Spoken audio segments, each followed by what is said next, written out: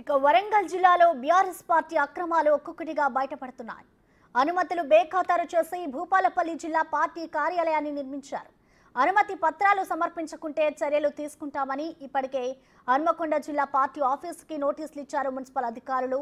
ఈ నేపథ్యంలో అనుమతులు లేకుండా నిర్మించిన భూపాలపల్లి పార్టీ ఆఫీసుని కూడా కూల్చేయాలని స్థానికులు కోరుతున్నారు.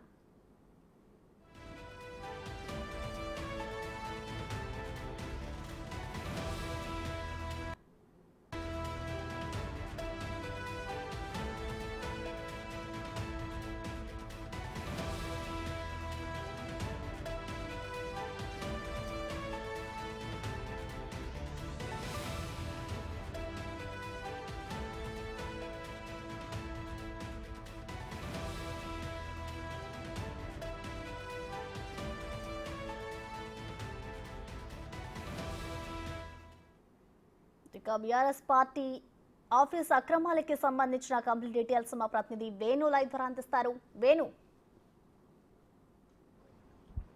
ప్రసన్న, హనుమకొండ జిల్లా బీఆర్ఎస్ పార్టీ కార్యాలయాన్ని నిబంధనలకు విరుద్ధంగా ఓ పార్కు స్థలాన్ని కబ్జా చేసి నిర్మించారంటూ 2 రోజుల క్రితమే వరంగల్ మున్సిపల్ అధికారులు బీఆర్ఎస్ పార్టీ కార్యాలయానికి నోటీసులు అందించారు. అందులో ల్యాండ్ అలాట్మెంట్కి సంబంధించినటువంటి పేపర్లు, అదేవిధంగా బిల్డింగ్ కన్స్ట్రక్షన్ సంబంధించినటువంటి పేపర్లు తమకు అందించాలంటూ కూడా 3 రోజుల డెడ్లైన్ విధించారు. ఒకవేళ ఆ పేపర్లు కనుక తమకు అందించకపోతే మున్సిపల్ యాక్ట్ 254 సెక్షన్ ప్రకారము చర్యలు తీసుకుందామంటూ అందరూ హెచ్చరించారు. ఇక హనుమకొండ బీఆర్ఎస్ పార్టీ కార్యాలయం విషయం బయటకు వచ్చిన వెంటనే అటు భూపాలపల్లి జిల్లాకు సంబంధించినటువంటి బీఆర్ఎస్ పార్టీ జిల్లా కార్యాలయం కూడా అక్రమ నిబంధనలకు విరుద్ధంగా అక్రమంగా నిర్మాణం చేసినట్టు తెలుస్తుంది. అందులో 171/B సర్వే నెంబర్లో 1 ఎకరము ప్రభుత్వం 2018 లోపల అలాట్మెంట్ చేయగా దానికి మరో 10 గుంటలు కలుపుకొని ఎకరం 10 గుంటల లోపల నిర్మాణం చేసినట్లు, దాంతో పాటుగా బిల్డింగ్ నిర్మాణానికి కూడా అనుమతులు లేనట్టుగా కూడా బయటకు వస్తుంది. దానిపై కూడా అక్కడటువంటి స్థానిక నేతలు కూడా ఫిర్యాదు చేసే అవకాశం కనిపిస్తుంది. మొత్తంగా 2018 లోపల మొత్తంగా 28 జిల్లాలకు సంబంధించి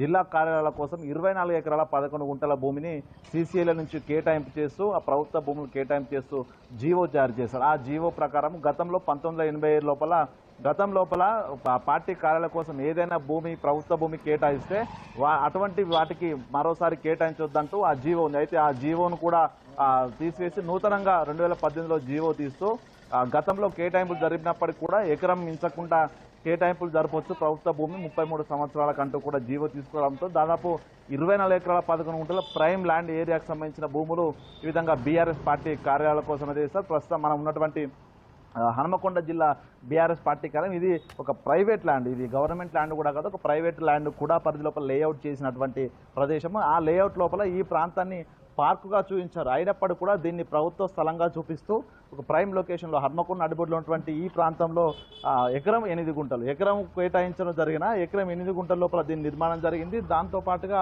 స్థానికంగా ఉన్నటువంటి కాంగ్రెస్ ఎమ్మెల్యే నాయన రాజేందర్ రెడ్డి కార్యాలయం అంటే క్యాంప్ ఆఫీస్ కూడా పక్కనే ఆనుకొని ఉంటుంది. ఆ క్యాంపు కార్యాలయానికి బీఆర్ఎస్ పార్టీ కార్యాలయానికి కూడా ఒకటే గోడ మాత్రం అడ్డుగా ఉంటుంది. అయితే 2 పార్టీలకు సంబంధించినటువంటి ఆఫీసులు ఒకే దగ్గర ఉండడంతో భవిష్యత్తు లోపల లా అండ్ ఆర్డర్ ఇష్యూలు వస్తాయి, గొడవలు జరిగే అవకాశం ఉన్న నేపథ్యం లోపల అసలు ఇక్కడ పార్టీ కార్యాలయం ఉంచొద్దంటూ కూడా కొంత డిమాండ్ అయితే వెళ్ళవుతుంది. మొత్తానికి ఈ యొక్క బీఆర్ఎస్ జిల్లా కార్యాలయాన్ని ఇక్కడి నుంచి తొలగించాలనేటువంటి ప్రధాన డిమాండ్ వినిపిస్తుంది. దాంతో పాటుగా అసలు ప్రభుత్వ భూమి కాదు, ఇది పార్కు భూమి, అంటే బాల సముద్రానికి సంబంధించిన పార్కు భూమిని ఈ పార్క్ కేటాయించాలి, లేకపోతే ఇతర ఏదైనా వేరే ప్రభుత్వ కార్యాలయం కోసం వినియోగించినటువంటి డిమాండ్ కూడా వినిపిస్తుంది. సో ఈ నేపథ్యంలోనే స్థానిక ఎమ్మెల్యే కలెక్టర్కు లేఖ రాయడం, ఆ లేఖను అనుసరించి ఆర్డీఓకు జిల్లా కలెక్టర్ లేఖ రాయడంతో ఆర్డీఓ మున్సిపల్ అధికారులకు దీనికి సంబంధించి పూర్తి స్థాయి అనుమతుల పత్రాలు తీసుకోవాలని సూచించారు. సో దీంతో 2 రోజుల క్రితము అంటే 2 సార్లు గతంలో నోటీసులు ఇవ్వాలని చూసినా కూడా వాళ్ళు తిరస్కరించారు. దీంతో ఏకంగా 1వ తారీఖున స్వయంగా మున్సిపల్ అధికారులే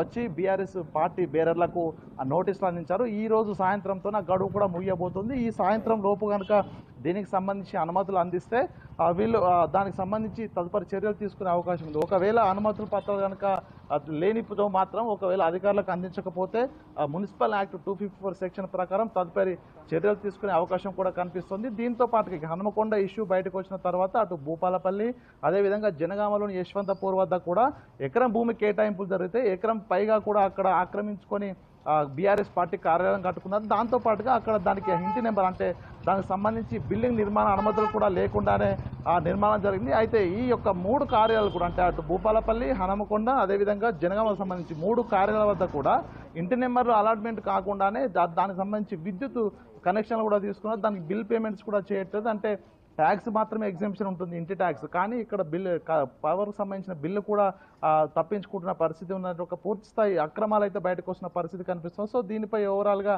మరికొద్ది రోజుల్లోనే అంటే జిల్లా ఏదైతే ప్రతి 28 జిల్లాల లోపల జిల్లా కార్యాలయాల నిర్మాణం జరిగిందో దానికి సంబంధించి అన్ని పూర్తి స్థాయి లోపల విచారణ జరిపితే బయటకు వచ్చే అవకాశం ఉందంటూ కూడా కాంగ్రెస్ నేతలు అటు సమాజ సత్యం సేవకు కూడా చెప్తున్న పరిస్థితి కనిపిస్తుంది. మొత్తంగా ఈ రోజుతో dead line Hanamkonda BRS party కార్యాలయ నోటీసులకు డెడ్ లైన్ ముగుస్తున్న నేపథ్యం లోపల అధికారులు ఏం చర్యలు తీసుకోబోతున్నారు, ఒకవేళ బీఆర్ఎస్ పార్టీ దీనికి కౌంటర్ ఏం చేస్తుంది అంటే కొంత సస్పెన్స్ అయితే కొనసాగుతూ ఉంది. ప్రసన్న శ్రేణి చూసుకుంటే ఆ మధ్యతరగతి కుటుంబం ఏదైనా బిల్డింగ్ నిర్మించుకోవాలన్నా లేదంటే ఇంకా ఏదైనా పని చేయాలన్నా అధికారుల పర్మిషన్ తీసుకోవాలి. దానికి సంబంధించి కొన్ని నిబంధనలు కూడా వారు పెడతారు. మరి ఇప్పుడు రాజకీయ పార్టీలకి సంబంధించి ఇటు కార్యాలయాలు కానివ్వచ్చు ఏదైనా నిర్మించాలంటే అలాంటి పర్మిషన్స్ వీళ్ళకి వర్తించవనుకోవాలా?